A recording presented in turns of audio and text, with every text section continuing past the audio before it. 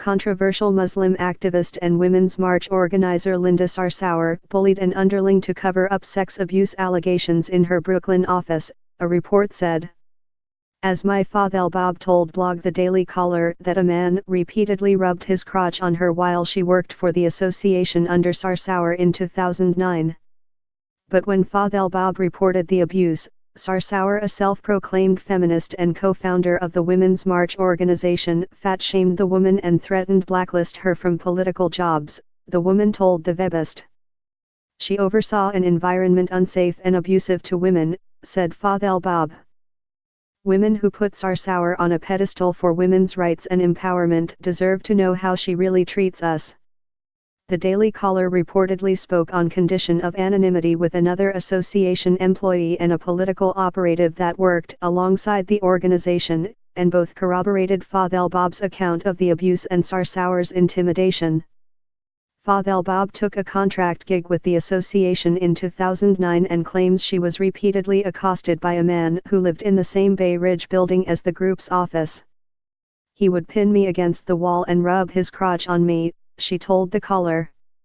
It was disgusting. You have no idea what it was like to stand up and feel that behind you.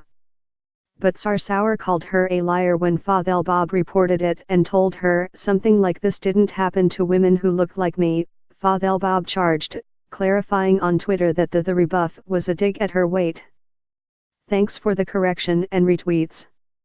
And yes, some women believe that just because you have a big butt you are no longer a woman and do not run into women issues as they do. As some men see, you should be grateful that they even considered assaulting you.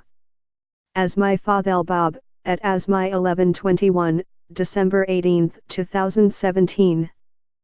When Fadel Bob went to the president of the Arab American Association's board of directors, Ahmed Jaber, but says he told her Seif was incapable of the allegations because he is a God-fearing man who was always at the mosque. Furious that Fadel Bob went over her head, Sarsour threatened to have her blacklisted from New York political and activist circles, and that's what Fadel Bob says happened.